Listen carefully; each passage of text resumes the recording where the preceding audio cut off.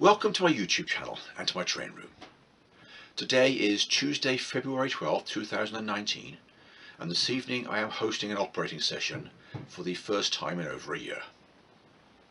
Since I don't hold these sessions very often, I like them to run as smoothly as possible. So with that in mind, I've been preparing for it for over a week, and I thought it would be a good opportunity to show you what goes on behind the scenes and what I personally do to prepare for my operating sessions. The first task is to go through my maintenance checklist. As for maintenance issues, I go through the entire layout and throw every switch just to make sure that everything is still working. So here's one that is working properly, and here's one that is not. What's happened here is the brass rod has become unsoldered from its tube, so I'm going to have to redo that. I have another one at the other end of this same town. This one here, there's no motion whatsoever, so that led me to look underneath, and as I suspected, it's just come unhooked. So that's going to be a simple one. I don't even have to get the soldering iron out. So after a few seconds underneath the layout with a flashlight and some long nose pliers, this one is now working perfectly. I've still got to get the soldering iron out though and deal with the other one. Well, this turnout is now working again properly. So that's one more thing I can cross off my action list. The next thing on my to-do list is to clean all the track. Now, out on the visible portion of the layout, it's fairly straightforward because most of it is clear. But in the staging yard, it's a different story. My technique here is to start by moving everything out, just parking all the trains on the main line, cleaning the track in here, and then putting everything back. Well, this is what the visible portion of the layout looked like a few minutes later, with the staging yard completely empty. Rather congested. Well, I've now cleaned all the staging yard track with this abrasive block, which is designed for the purpose. What I have to do now is go around with the shop vac and pick up all the debris. It's a noisy process, so I'm going to turn the camera off and I'll be right back. Although the vacuuming only takes a few minutes, it's a vital step because it's got rid of a lot of metallic dust which would otherwise end up in my locomotive mechanisms. Now I'm going to bring back all the trains, but instead of just throwing them in randomly like they were before, I'm going to start positioning them with some view to how I'm going to stage the outbound trains for the session, even though I'm not actually ready to start staging the layout yet. I might as well get a head start on it.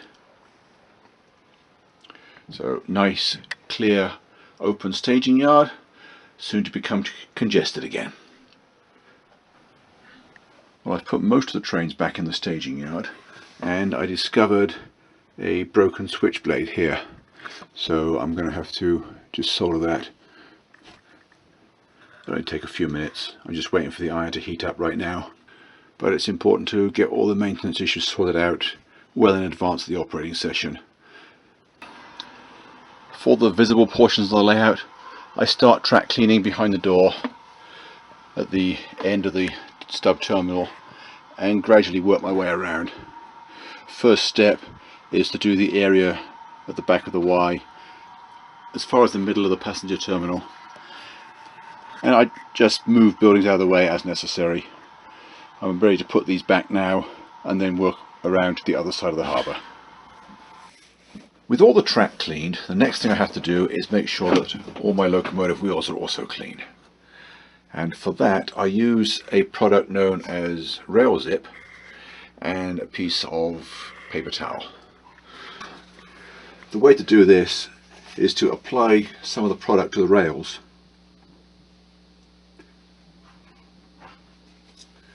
and then run the locomotive over it.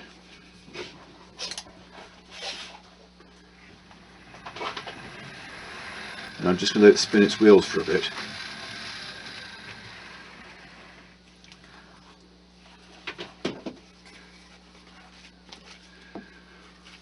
Now that the rail zip is all the way around the tyres, I'm going to run it onto the Kleenex half a bit at a time.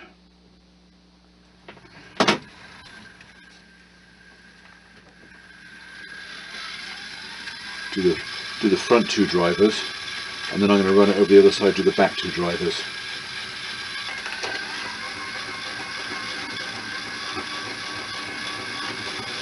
I could probably do it all together because I think this one has tender pickup as well.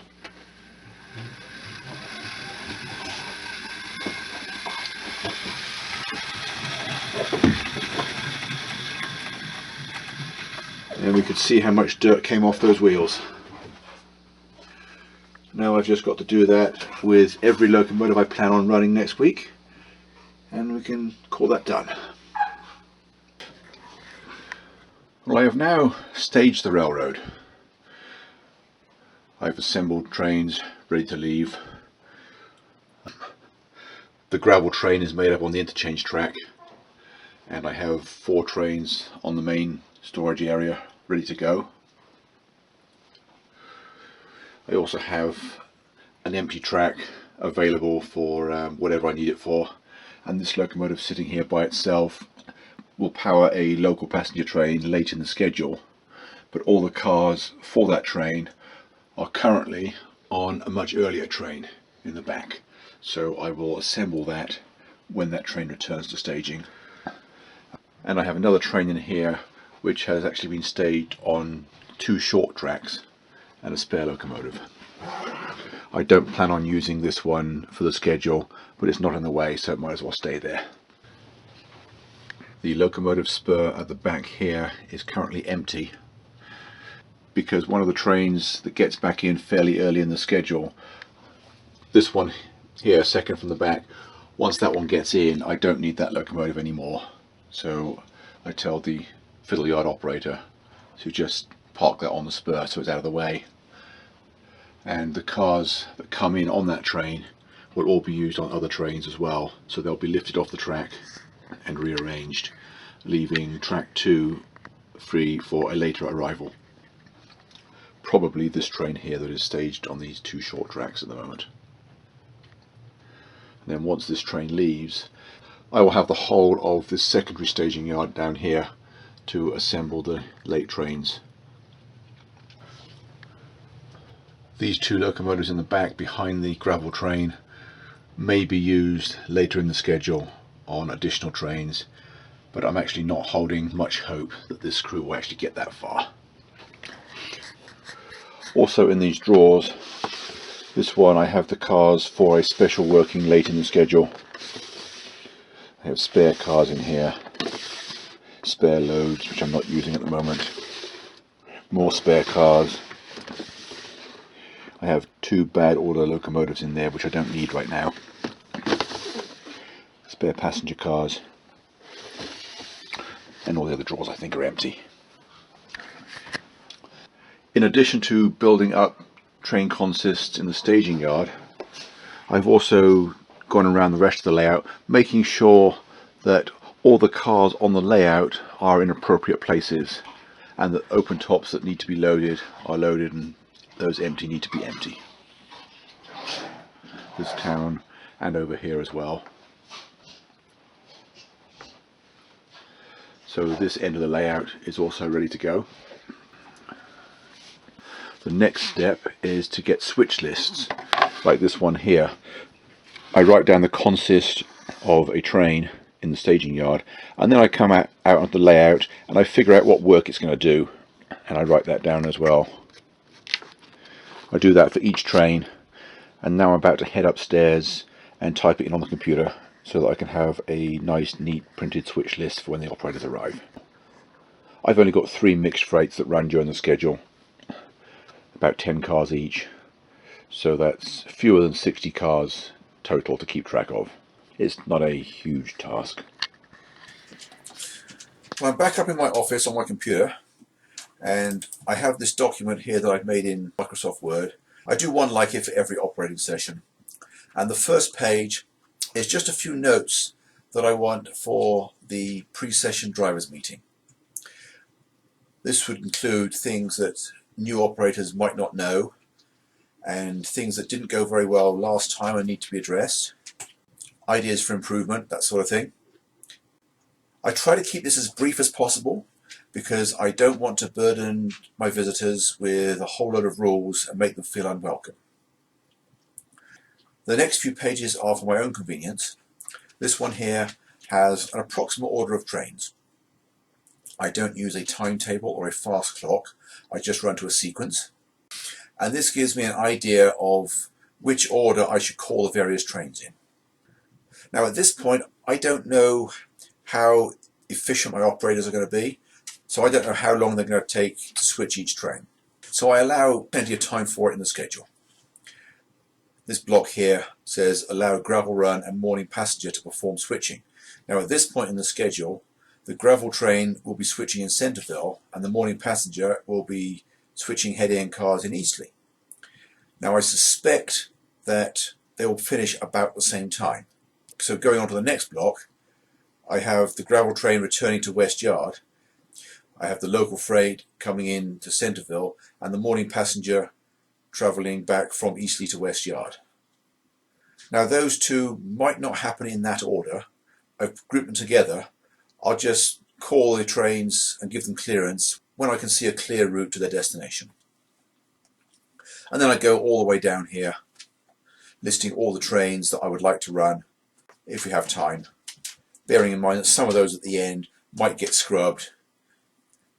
I've only ever got to the end of an operating session once. That was when I had an NMRA regional meet here, and I had two really on the ball operators.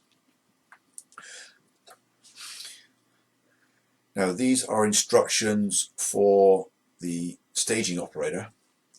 Usually that's me, but I've got enough information here for someone else to do it if I want to find a job for somebody else. Here I describe the status of the yard at the start, where all the trains are, which trains have to be made up during the session, and suggestions for which track incoming trains should be routed to for maximum efficiency. And then after that, each train has usually a half page for passenger and a full page for freight trains. So this one, for example, is the fast mail. Gives locomotive USRA heavy 482 number 3298, decoder channel 98, and 5 cars on West Yard track 1. On the way out to Eastleigh, this represents only the passenger portion of the long distance train getting set up. So the passenger console is actually hauled backwards as empty coaching stock, and then it will assemble with all the mail cars that were brought in by the earlier train.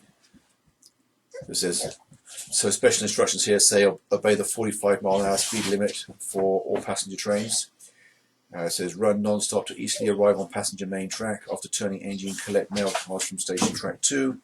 Assemble your 8-car train on the main track and await departure time. Return non-stop to West Yard with 8 cars. I also print out all the special orders I think I might need if I have to modify the order of anything. Most of these won't be needed, but I like to be prepared. And then the rest of this document is all the switching operations for the mixed freights. Right, I'm back down in the train room again. I have printed out all the documentation I need for the session. I've still got to go through every train and make sure it's correct. I've got to separate them. Most of these pages need cutting in half. The freight trains, I've got to check that the consist is correct and that all these cars are in the correct places, because I want the operating session to run smoothly. I don't want them to remember foul-ups. I want them to remember having a good time. Also, I've still got to do a lot more cleaning up. I have started. The unfinished harbour area often gets used as a workbench during my many projects. I've just cleared that off.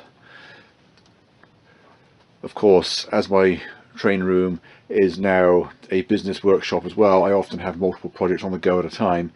So often the only thing I can do is to just hide all the junk underneath the layout, where it's out of the way.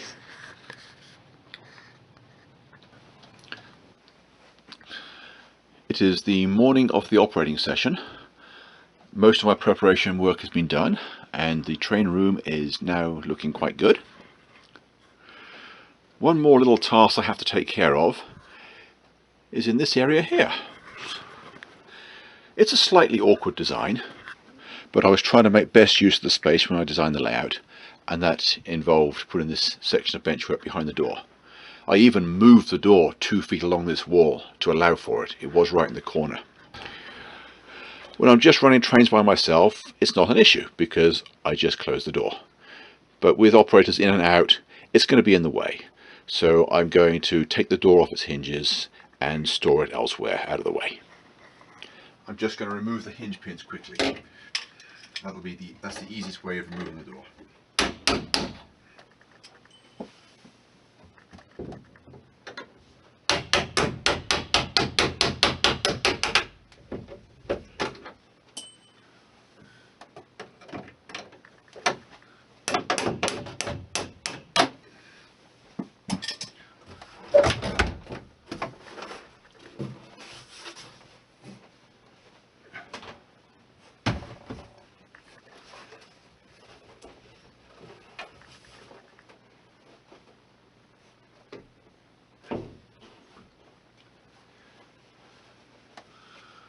That is now fairly well out of the way. I will restore it to its rightful position tomorrow morning. Well, I think I am just about ready for my visitors. The layout is staged and all the maintenance issues taken care of. I have my dog with me, although I'll shut him upstairs because the room will be too cramped with him here. Until the water is poured in the harbour area, this makes a very convenient desk. I have all my own personal paperwork here. I have my special instructions upside down where the operators can't see them ahead of time. I have 2 clipboards with the operating instructions for the first 2 trains to be called. I have a supply of pencils and uncoupling picks. Those are mine. And I have the operating notes for all the additional trains stacked in the order that I plan on calling them. Well, despite all that work, I still have a few more things I have to take care of. I've got to bring in some wood pellets for the pellet stove to ensure that the room is nice and warm for my operators. It's a little chilly down here at the moment, hence the sweatshirt. I've still got to put out some snacks, but I won't do that until right before they're due. Otherwise I'll have to keep careful tabs on where the dogs are all day. Now, also during the preparation for this operating session, I went through all my bad order cars. But then I decided to make that a topic for another video. I hope you found this week's offering useful. I hope to see you again next week. Thanks for watching and bye for now.